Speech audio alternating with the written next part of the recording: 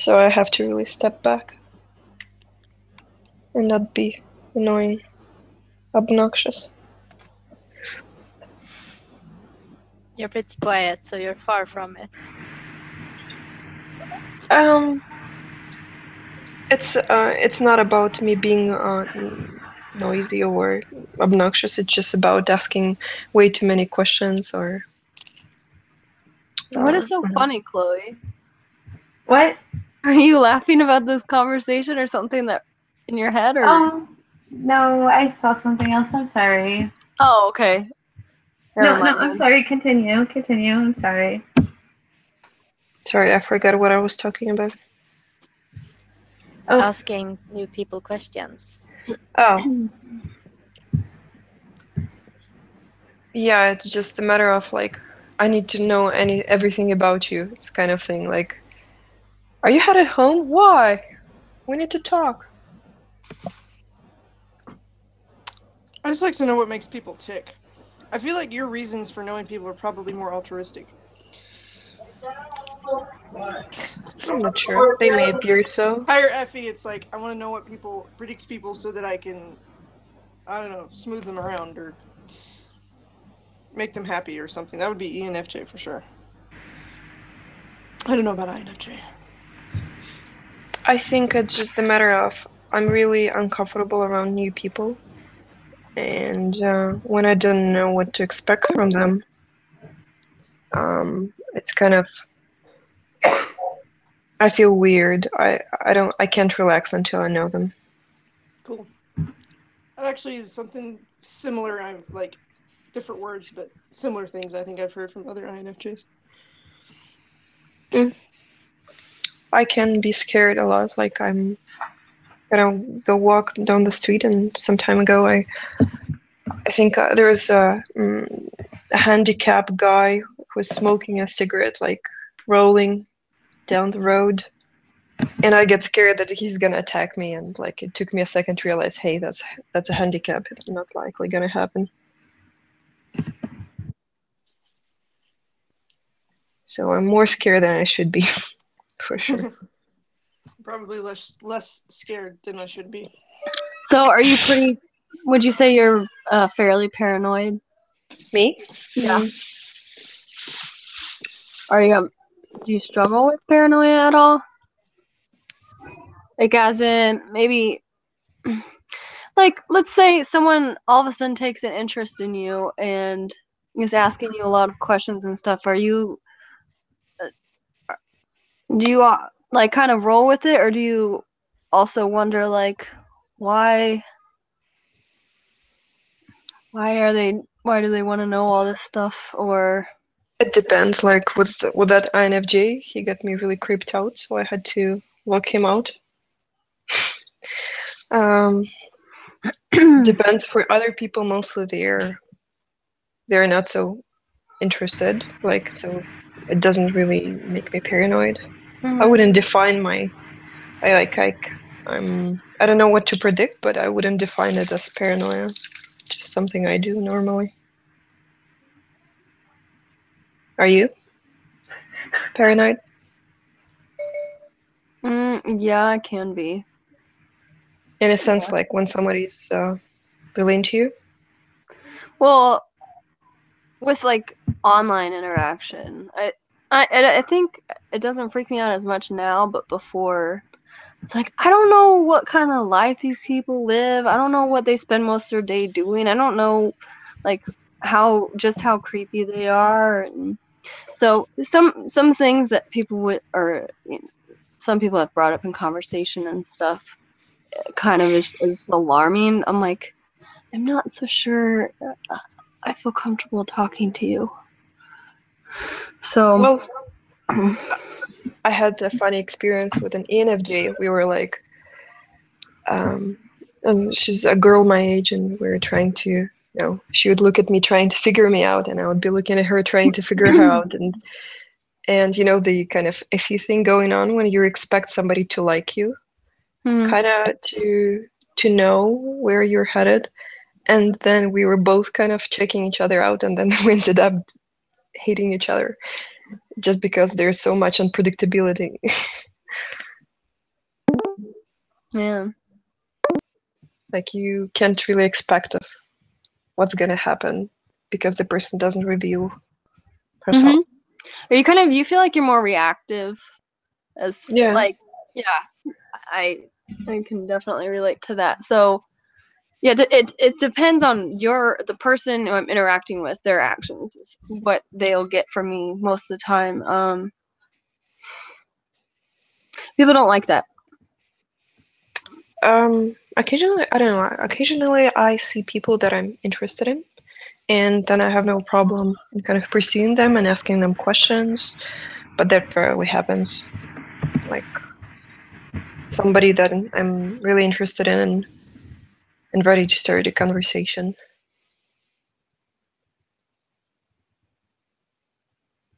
Yeah.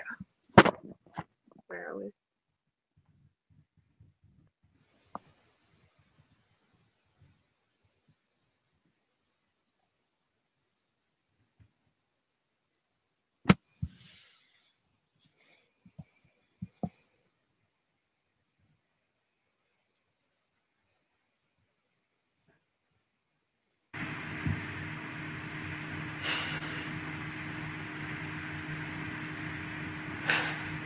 What are you doing, Chloe? I'm sorry. There was a thing on Facebook, and it's like I saw it, and then see when somebody points out like what you're doing, and then you become conscious of what you're doing, then you continue to do it. So like, if you're laughing, and someone points out that you're laughing, You're laughing, Chloe. You're laughing.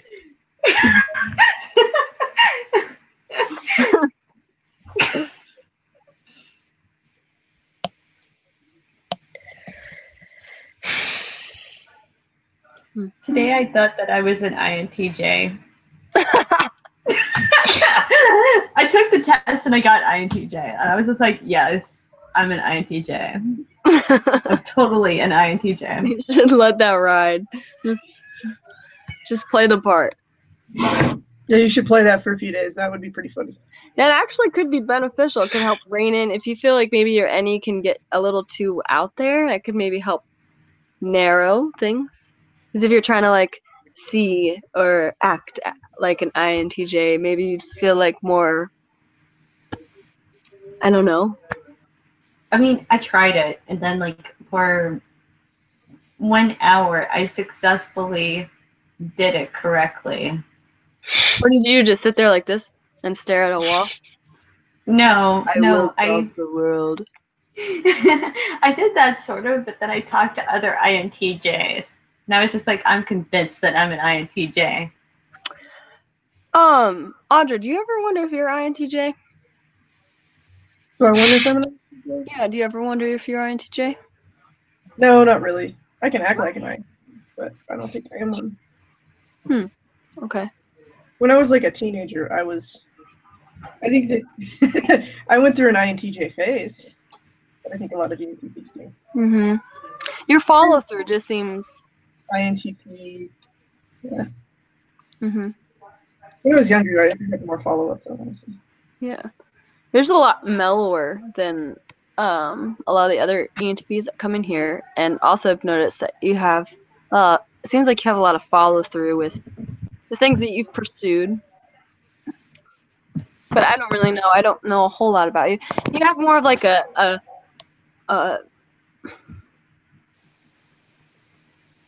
quiet vibe, I guess, you know, but I don't know. Not to send you into a type crisis, which... No, I've considered most of the possibilities. Like, I've already gone on, but yeah, I mean, it's one of those things, like, I've thought about that because I do seem to get a lot done, and some of the stuff I've done, like, I surprise myself with, actually. Is that her internet? I think so. Mm-hmm. Okay. You need to refresh. Audra, your internet's shitty. Gross. You can hear me.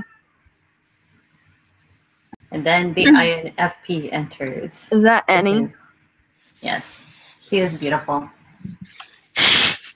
See, the thing is that I've concluded something. What have you concluded? That long hair is magical. Your hair is magical? Nah, long hair is magical. Oh. Why do you say that? Whoa, hold up. Like, there's like the frozen image is still there.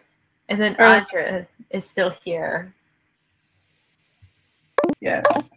Anyway, what I was saying is that I think I've considered the possibility, but I really don't have that good of a relationship with kind of procedural, methodical progress.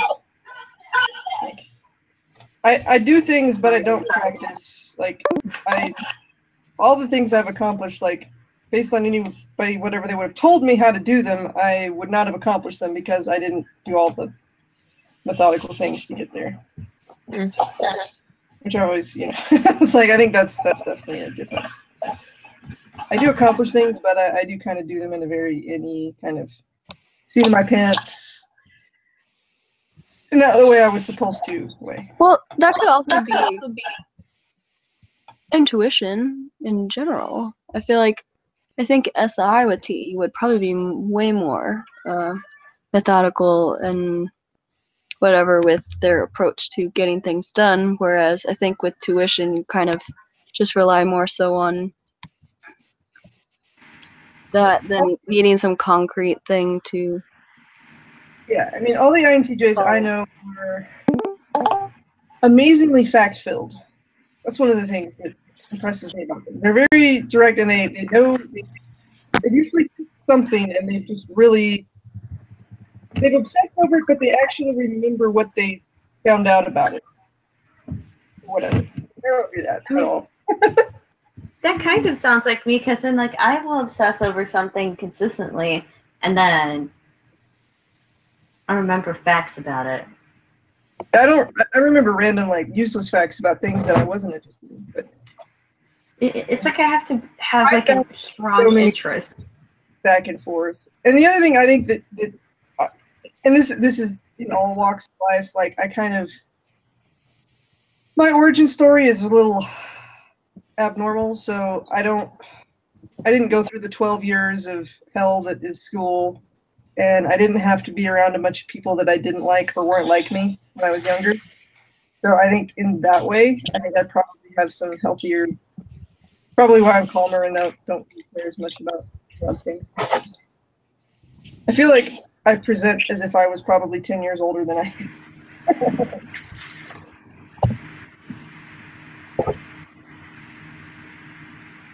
I just want to get life. I don't have a lot of hard edges.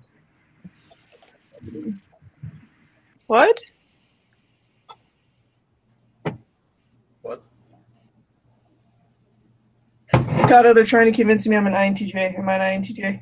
No. Well, I tried to convince myself that I was an INTJ today, so... That's funny.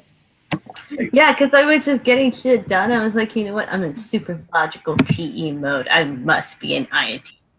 I took the test and I took the test and consistently got INTJ. And I was like, yes, this affirms my INTJ-ness. I am the master race. Okay, no, I'm kidding. I remember taking the test when I was like a teenager, when I was probably like 12 or something. And I got INTJ, but the J was like 1%. And I didn't understand the system back then, so I just kind of... It was some random, internet intersection occurrence. But I do remember that. It was like 1%. But knowing what I know now, I acted a lot like an INTJ. And I think that's because with my mom and her TE, and I was surrounded by a lot of TE interests in the TE SI world, and so like I could step up the TE inside a lot of it when I was younger. I think I scored as an INFJ the first time and never scored it again. I always come off either as INFP or INTP. I've tested as INTP a lot, and I honestly wasn't sure until I came into the talking with him. Like, I had decided that I was an ENTP. I had studied the theory more and like cognitive stacks, and I was like, all right, pretty sure I'm actually just a underexposed because I don't actually. I really have had very little like people to be around. I've spent most of my life isolated. But I got in here and it was almost instantaneous. Like I came in and there were some INTPs that I think Space News. I don't remember. There was a couple of INTPs and there was at least a couple of ENTPs in here, and it was like I could see, like it was really cool. It was like, oh, that's the difference. I get it. I'm an ENTP. Okay. I think you struck me as an ENTP the first time I saw you. You just have this kind of vibe. Yeah, I was more like it was like in here I had to look at here and I kind of had seen the difference. It was like, oh, I got it. You need to get closer to your mic. You're disappearing at times. It's probably my internet. Is that better? Yeah, it is. If I have an external mic here.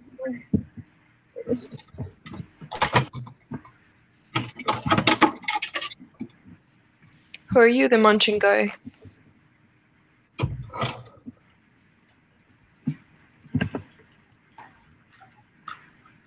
Oh, that's nice.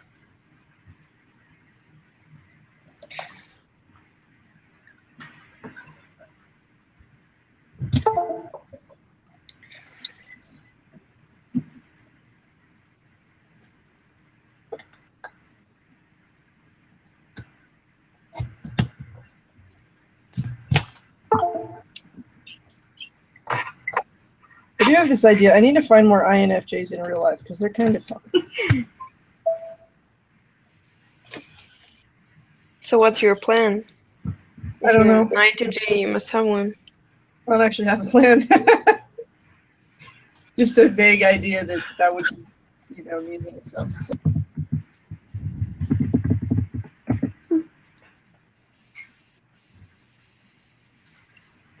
I seem to be able to find these in ESTPs as much as I want.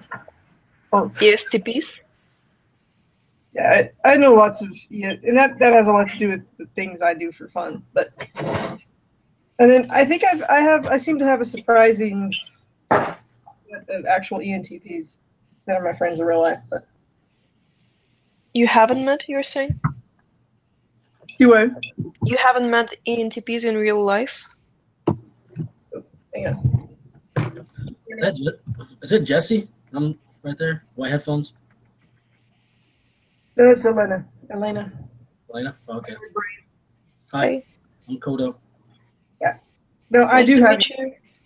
I was saying that I do have ENTPs in real life. Oh yeah, you're lucky, man. You have them in your family. Yeah. Well, it's good and bad. I would rather it than the alternative, but we also it's a particular sort of interesting as well. Yeah, it's weird. I know. It's weird. It was funny because I was listening. I saw Eric's video about ENTP friendships, and he was like, they're really fun but kind of shallow. And I'm like, at the same time, as much as my family members are ENTP, like it's kind of true. It's shallow in what sense? Like you don't really get connected to each other, to somebody, do the affectionate part. It's like we understand each other really well, but there's not actually that much of a, I don't know. There's an unspoken connection. Like me and my dad, like we're great friends, and I like when I was a little kid, I always ran around with my dad, and I didn't know why, but it makes more sense now. But yet at the same time, it's kind of a very cold relationship too, or at least it's not a very expressive one. Like on the inside, there might be some depth, but we don't know it's there, and we never show it.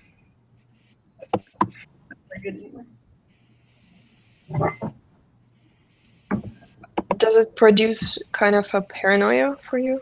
Like in case of your parents, like, what did he mean? Or does he love me? He doesn't express it. Anything like that? No. Okay.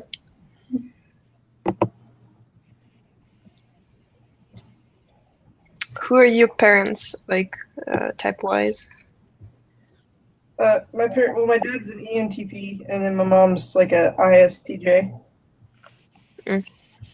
That's interesting. ISTJ and ENTP.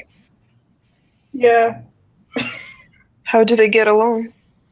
they get along. Like they love each other a lot, and they get along really well. But at the same time, they also fight about exactly the things you would expect. It's always a very kind of like low key. Like there's not a lot of passion behind the fighting, but it's just bickering about plans and how early we should get up and start working in the morning and things like that. You know, my mom does the standard like ISTJ thing where it's like she comes in the house and she's like, somebody come and get these guns off the table or get these whatevers. These days it's guns or something. She's like, y'all quit leaving your guns laying in the kitchen. Y'all quit leaving your whatevers we were working on in the kitchen. But she's also she's kind of given up, but at the same time she holds out hope that somehow it will change, but it won't. And she kind of got a interesting draw because she married an ENTP, so she shouldn't be surprised that she got some more ENTP and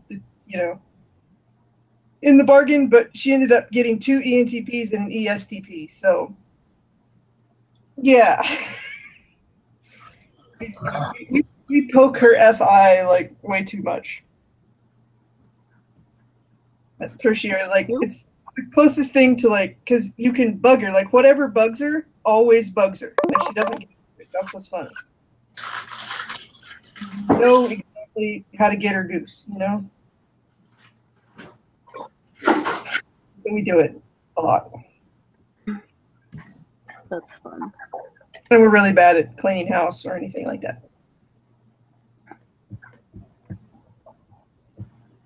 But we don't mean to be. That's what she doesn't get. She thinks we're intentionally messy. She's like, don't put things on the floor. And I'm like, she's like, don't put, I'm like, nobody actually puts trash on the floor. Just trash sometimes ends up on the floor. And we don't know how it got there.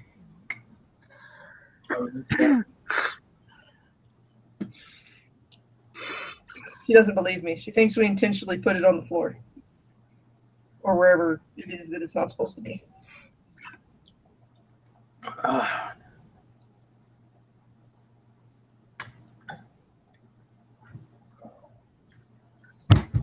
Anyway. I'm tired.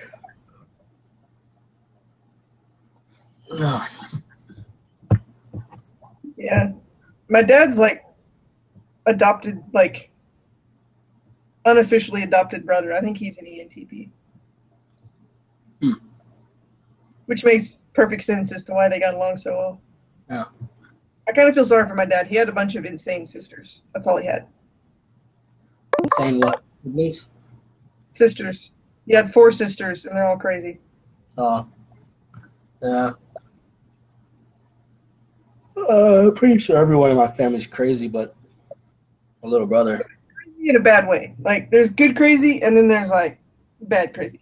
Oh, yeah, and I mean bad. I'm pretty sure everyone in my family's got pretty bad. Crazy. My little brother's not crazy. I think I'm halfway crazy. I'm totally crazy, but I'm not a douchebag. Yeah, let's go with that. I'm not a, lying, cheating, not good human being person, which is that's the bad crazy. Yeah. I'm a child crazy, not an adult crazy. Right. Two different.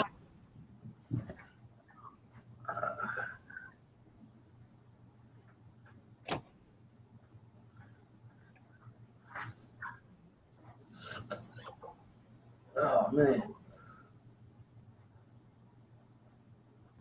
And I found another friend of mine that I met a few years ago that we just kind of hit it off, and he's the best sort of friend because he's like, he brings me coffee because he doesn't even live in the same state, but we bring each other coffee because we know we have to have it, and I think he's an ENTP. Oh, nice. He's crazy enough to be like, and he's also one of my favorite persons I steal memes from on Facebook. That's always a good indication, Yeah. It's funny how that the subtle things with the ENTP. It's like, I don't know, like there's like the FI isn't there, but in a way it's there with the SI. It's like, I don't know, there'll be like a memory attached or like something goofy, and you're like, yeah, remember that time? And it's like, yeah, and it's like, yeah, or like a coffee or some kind of item. Yeah. It's like, I don't remember anything, but I remember this one thing for you. That's special, but I'm not gonna say it. Yeah.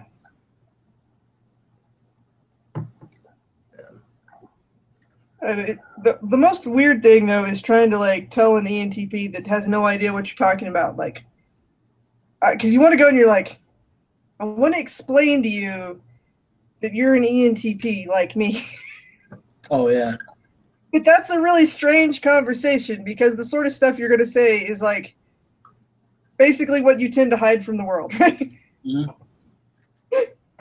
So you're like, okay, so you're kind of cold and I know really, you're crazy and you don't understand humans. But yeah, it's like yeah. You're the same, and usually I end up going with like, so I give them this short primer on like personality types. And I'm like, I think you're the same kind of crazy that I am. Yeah.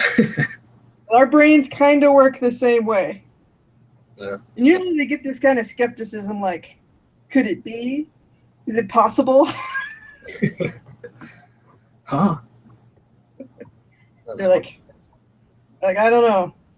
Like, they're really hopeful. Like, they're like, you can see that they're like, oh, like, maybe you don't just, like, laugh at my dark jokes or, you know, stupid jokes because you think you should.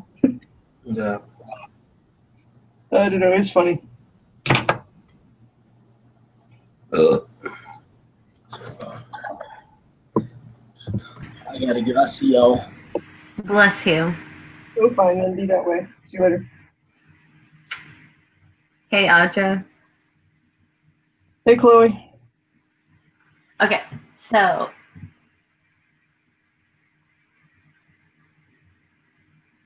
what's your favorite kind of coffee? Caffeinated? Yeah.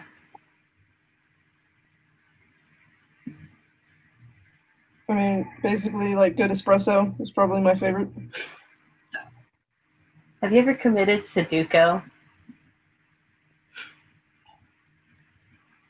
I think you're conflating the term. I don't know if you're intentionally or unintentionally conflating the idea of Japanese ritual suicide, which is seppuku, with Sudoku. Game. You caught me. Okay. It's like a meme that I've seen in the Samurai Jack groups. Okay. Yes. So I have not, although I do play Sudoku, and I don't particularly intend on committing seppuku. So. Yeah, that would be bad. I'm not going to try to talk you into weird stuff like that. Well, it's good because you would fail. Yeah, for sure.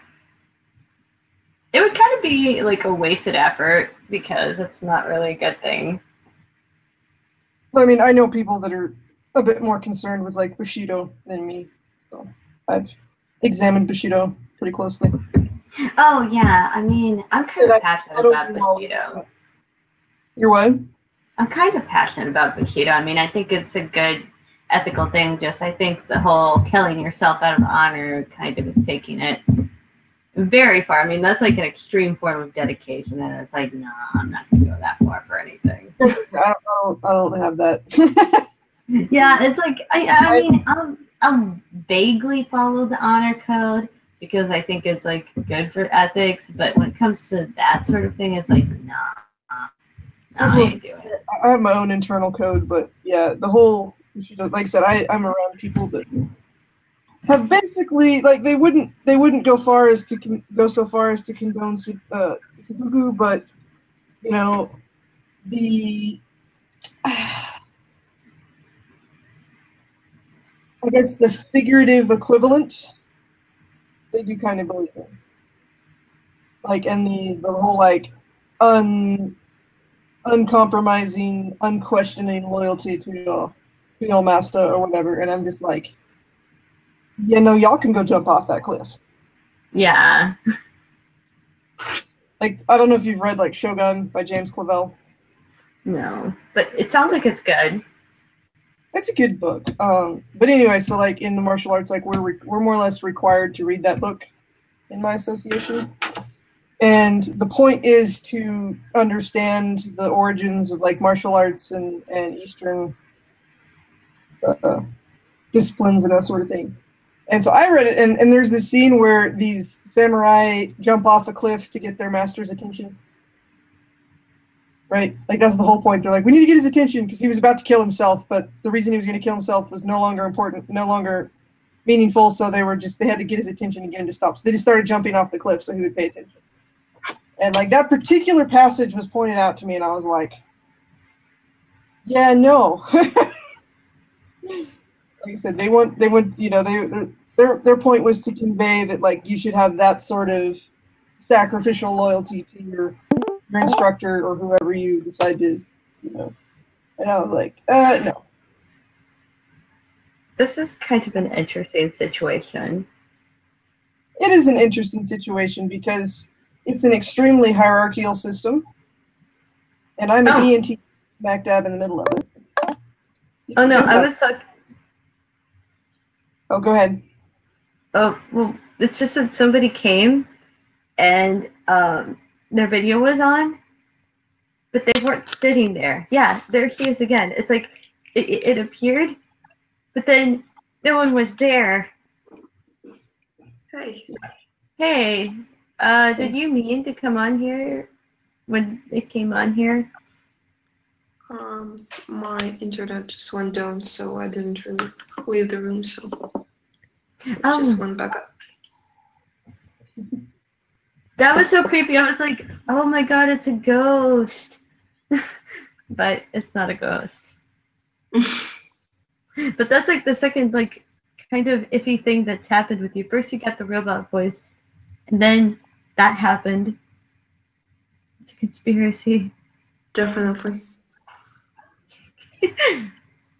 See, like, I mean, I keep seeing these memes about, like, INFJs being aliens in human skin, and I'm starting to, like, believe that shit, because, like, I mean, things happen.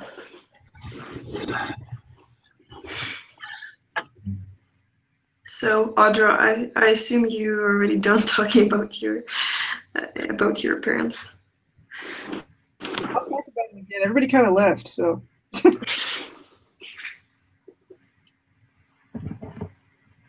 Yeah, like I said, I don't know what you left off.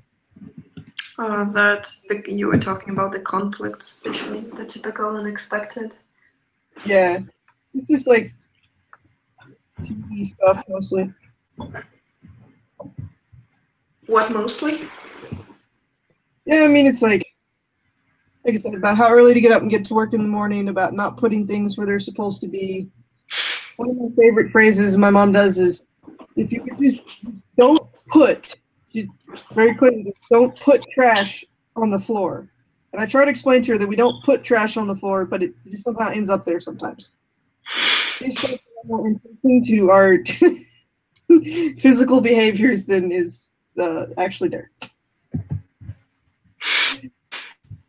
But yeah, this is mostly stuff like that. It's always interesting because she has that SI like memory and knows all the people she's ever met and every song she's ever heard and knows how they all relate to each other and where they used to live and all these other like to an extreme degree. And it's always funny because my dad's so used to asking her like when we're out with people or something and he'll be like, "Who's that?" And she usually gives him the answer. So when me and my dad are out, he'll look at me like, just out of default, he'll like, you know, look at the person next to him like, "Who's that?" And I'll be like, "Why are you asking me? I know even less than you do." So yeah, it's always kind of funny.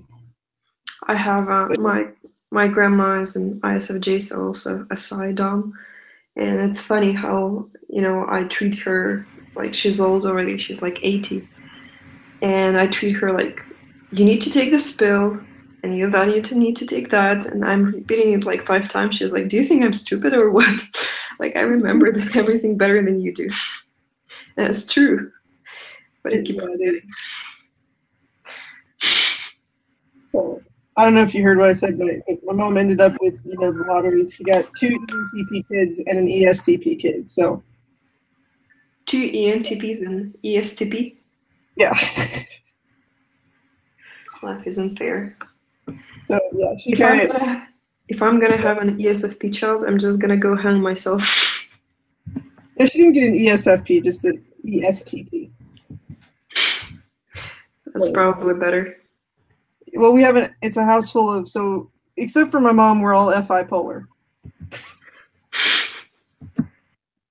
So we might have a weird sense of, what is appropriate and what is okay to be made fun of. As in, like, we think everything is okay to be made fun of. And then my mom's the only one that reacts, right? Because it's hard to defend anybody else, like, genuinely. So, but she has that tertiary FI that you can poke. It's like, whatever bugs her, always bugs her. Like, there's certain things you'll get a reaction. So we poke that a lot. She always ends up being the target because she's the only one that reacts. We've explained to her that she stopped reacting to it, she stopped frustrated. But Sorry, your mic is not best. Can you, I don't know, turn video on, perhaps, at least? That would be easier to understand you.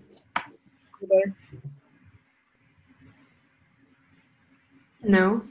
Worse. You're silent. Okay, better? Worse? Better now. Okay. My internet's bad, so if I turn my video on, it'll get really bad. Okay. But, yeah. No, it's funny. We pester her a lot.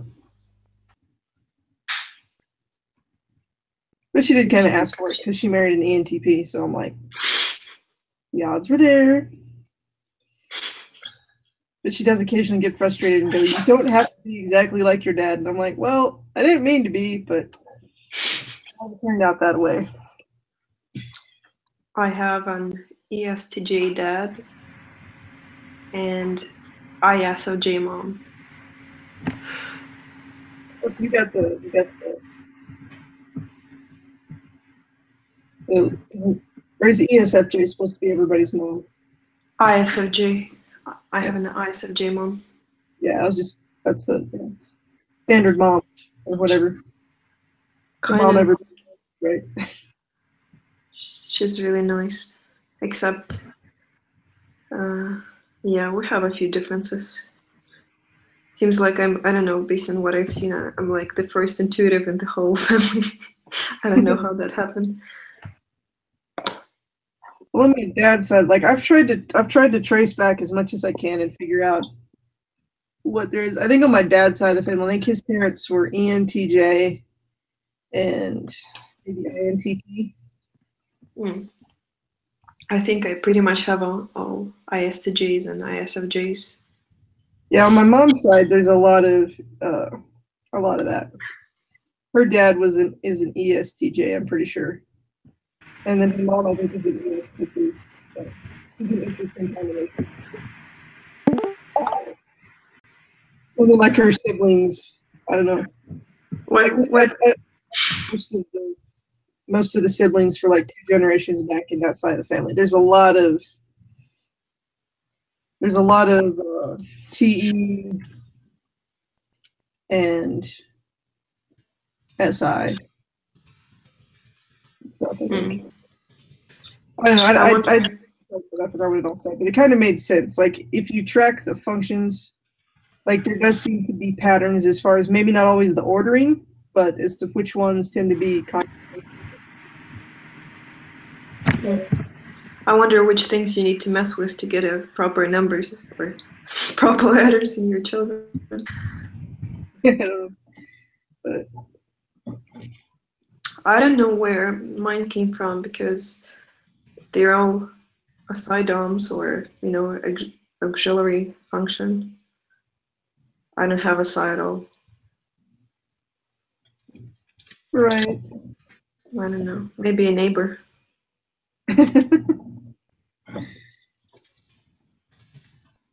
Although no, my neighbor also seems as no. I don't know.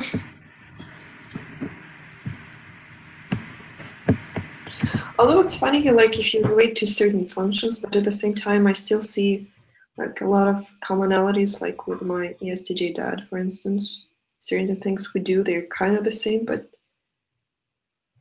yeah, but we have really different functions, and we don't understand each other a lot. Right. Mm. There's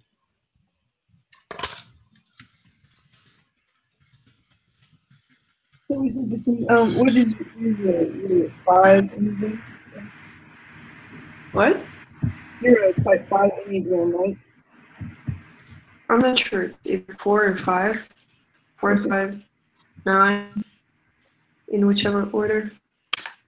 Yeah, you know what your like family's Enneagrams like? 'Cause that's another interesting thing. I don't hear you very well. Oh, have you figured out or tried to figure out your family's Enneagrams and stuff? Because like that's another interesting way to look at it. No, not yet. I think I just came to terms into who in which ways they are. That was easy. It's like the most polar personality to me. Mom, I couldn't get for some reason, just because she's a parent. I find that they're always the hardest because you know them so well. You can see all the exceptions. It's funny when it was actually the most obvious choice that should turn out to be.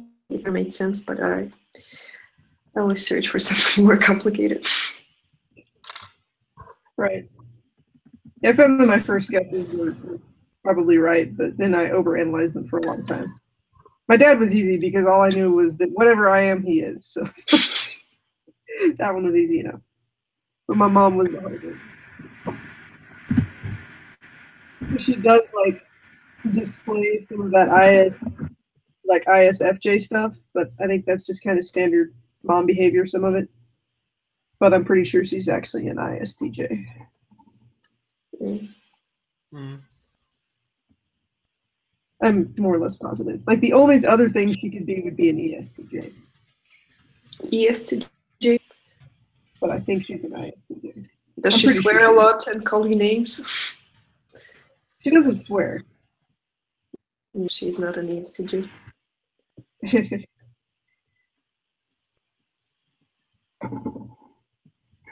You know your parent is an ESTJ when he calls you like a bonehead or a duck face or something like this. That's funny.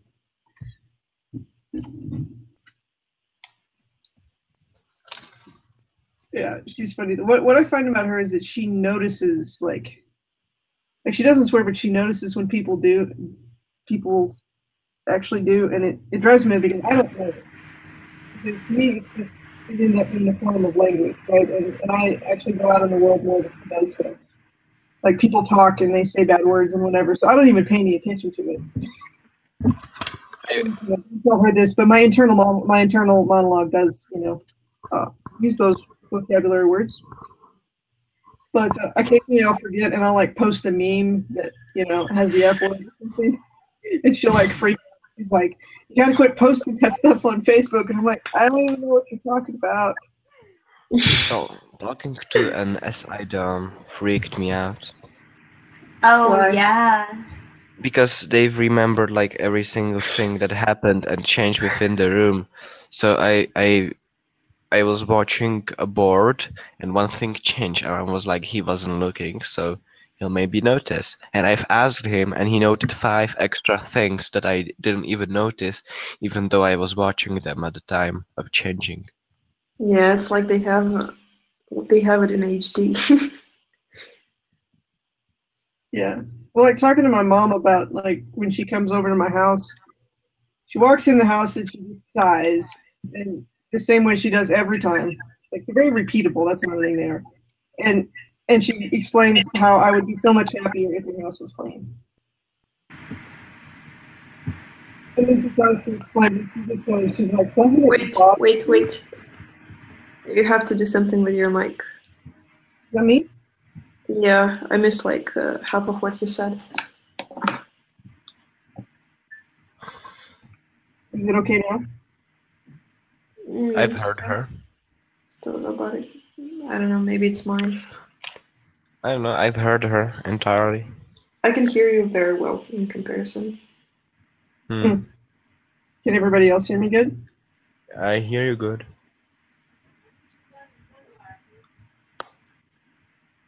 Hmm. I don't know what I was saying. What was I saying? Oh yeah, but she's always like, "Doesn't it bother you all this stuff that's not where it's supposed to be?" And usually she points out things that I didn't even notice. I was like, "No." But I guess to an SI dom, it's like almost oppressive. Like if you are in a dirty room because they can't ignore it at all. Hmm. If you're what in the room? I guess like an SI dom, like a dirty room, like but they can't ignore it. Like that's what they literally can't not see it. I'm not sure. I have an ISTJ boyfriend, and he's totally fine with a mess. Except occasionally he just go, wait, it's messy. I don't know. I think I bother about it more than him. Hmm. I think it's their choice to care whether it's messy, but I think that they do know the state it's in. I don't think they can forget the state it's in. Not as much. I'm more afraid in my own messy room than in someone else's messy room if they're my friend, which is weird. So I'm more afraid home than at friend's place. Interesting. And who are you, type-wise? ENTP. ENTP too. So many ENTPs here. Wait, are you a ENTP or? No, INFJ. Yeah, so many ENTPs. And a lot of 8-wing 7 too. 8-wing 7s. I don't know how to pronounce it. Yeah, that does seem to be true. Like, on a regular basis there aren't as many 8-wing 7s, but there seems to be a lot. Yeah, I mean, there's ENTP. almost 8-wing 7s as 7-wing 8s. And,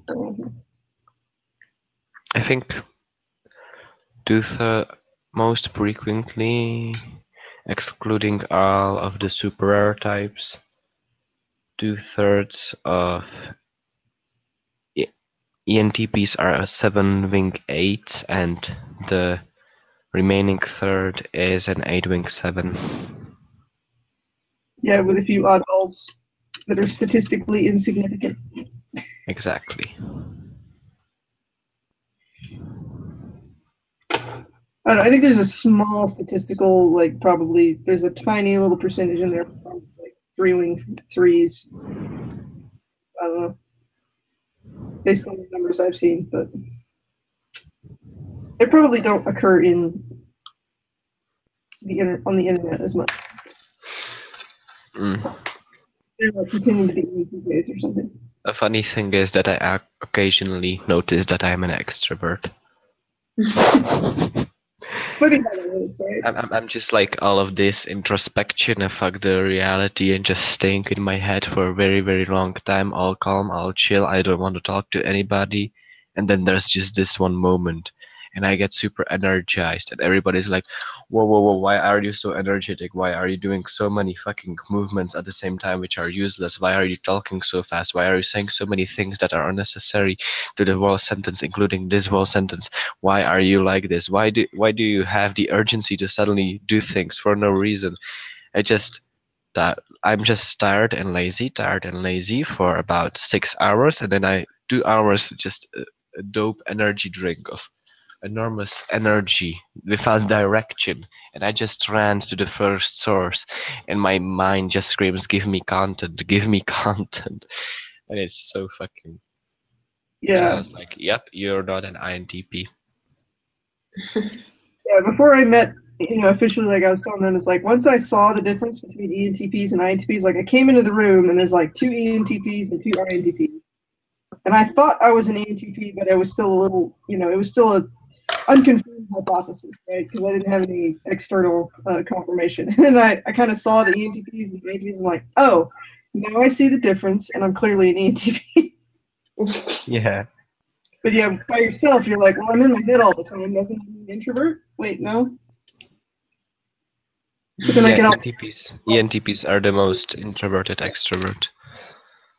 But then when But you I put me mean, with people and I'm not super tired, like I do kind of go off the wall. So it's like, okay, INTP yeah, don't do that as much. I mean, ENTPs work in a way where they are extrovert, but it's not obvious because instead of being constantly extroverts, they space it out in a little amount of time where they burst out all of this energy and appear insane and get the ENTP stereotype. So Yes. they're INTP for the 2/3 of the day and suddenly switch to ENTP and they go all the way wacky shit improvisation, all of that stuff, nonstop, Yeah, count one using on. all of the information they've gained in their INTP phase. Yeah. Yeah, but it's relatively easy to figure them out in case, like, if you talk about something that's interesting to them, it's like non-stop. They talk non-stop.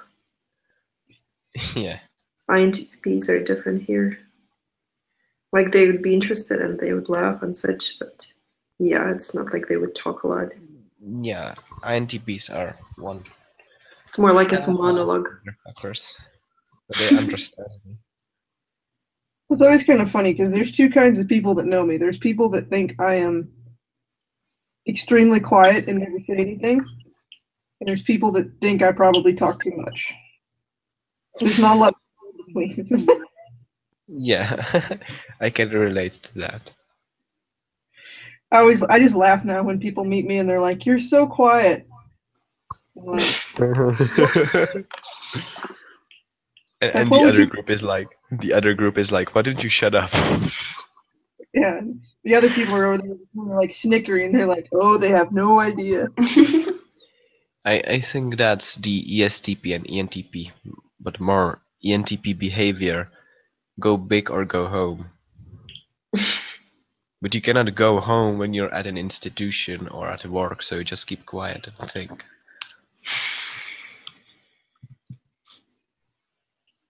And Okay, my... if we're stuck not going big, if we're stuck in that like institution or work or whatever, what builds up is like the momentum to go really big, and that's probably not a good thing. No, it is a good thing. I like this adrenaline fucking drive where I start doing shit and I don't know what I'm doing, but it's working, so I continue and I just rant or do it.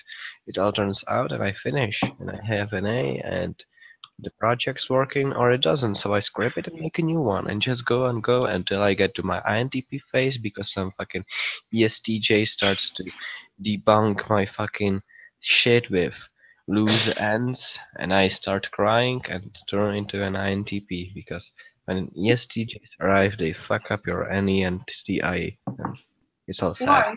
Why do they fuck it up? I'm like a sad INTP. I know that. Like when I'm sad, I'm a very sad INTP. I was asking why do ESTJ fuck it up? Oh, Anything. ESTJ, because ESTJs are TE DOMs that don't have intuition, and that's it. Well, they do, but it's not as good, and that's a pain in the ass. That's an enormous pain in the ass. But why didn't you do it the ordinary way? And why didn't you do ABC? The lack of NI is fucking annoying, and they don't even give you freedom. TE DOMs are like. Really, or ESTJs, because ENTJs are pretty creative, but ESTJs don't give you any freedom or creativity. They don't care about a theory, they just want to apply it without even looking at it. If you would have a teacher that would just look at your assignment, find 5 words, and say, those 5 words, I've seen them before somewhere, therefore you get an A, that will probably be an ESTJ. And that's so fucking tiresome. They don't care about accuracy or theory, they just want to get shit done. But they don't realize the fact that getting shit done is a human illusion that we build so we have the world in a rather easier manner. In reality, nothing is done, nothing is complete, nothing is binary. Everything's on a spectrum, and that spectrum is not even one-dimensional. And the ESTJ doesn't have the capacity to grasp that loose ends just don't exist. You can kill somebody and then can fucking revive it, and nobody is alive all of the time. Nothing is that fucking binary. And ESTJs just don't grasp that. And when you have an ESTJ in your life, that's your superior. It's really, really, really a pain in the ass. It's funny. I think about this personalities mostly in the context of work, where you're supposed to get things done. It would be funny if I told them, no, there's no such thing as done. You're just imagining, it's all in your head.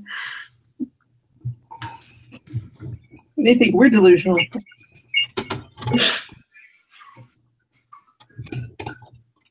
I have an ESTJ dad, and I wouldn't say that he lacks complete intuition. He's fun to be around, but I hate how bossy he is, so when he tries to do that to me, I just avoid him for a month afterwards. He gets really boring. ESTJ I know the most is he gets like overly worried about things that really aren't that true. It's like, oh, the Kevs are going to run out of wheat. You're like, no, the Kevs are fine. If you go look at the Kevs and see that they're fine, but no, they get like worried, like they get it in their head that these parameters are what's important, and so they won't go like observation doesn't even really bring them outside of their parameters, which is annoying. Oh yeah, I agree with you on that. They care about unimportant parameters, and if they aren't fulfilled, even though the job is fulfilled, they will ran the fuck out of you and say you haven't done the job, even if you actually have. Yeah, they're not okay with margins of potential. Like they're not okay with like any potential for failure or outside of their perimeterness. So it's like even if something's going on, you're like, well, there's a 75% chance this is going to be fine. That's not enough for them. Mm-hmm. And I even hate the fact that they kind of don't have a certain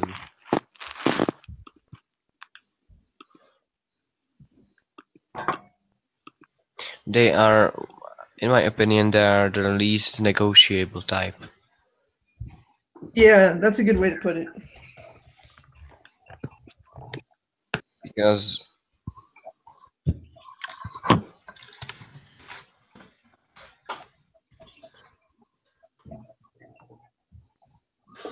the ISTJ, you can pursue them with a few details. The ISFJ, you can pursue them with like comfort and ensuring them, yeah, I promise it will be alright. The ESFJ, you can pursue them through other people. The ISTP, you can persuade them through logic and through showing them an experiment. The ISFP, you can pursue them through, this is a bit of a stereotyping, but I'll continue. The ISFP, you can pursue them through potential value. The ESTP, you can pursue them without telling them it'll be fun. The ESFP, you can persuade them throughout making sure that they kind of apply and observe the relations within the system. The INTJ, you can just present them with the theory and negotiate and kind of link it to theirs. The same way as it's with ESTJs, but ESTJs have a rather much smaller field of working things. So an INTJ, it'll be way much easier. The INTP they'll be very, very quiet, but they'll still be negotiable because they'll be listening to you, and actually after a day or two they'll evaluate it and they'll see if it's right. The ENTJ, they might be also a tough thing to crack, but they'll be eventually fine. You can just present them how it'll be better and tell them, trust me, it'll be alright, and they'll give faith in you. The ENTP are most likely, along with the ENFP, the most negotiable type, also making them the wise, naive person. That's any DOMs. Believe everything but are wise. The ENFJ, you can support them through cause. The INFP, you can support them that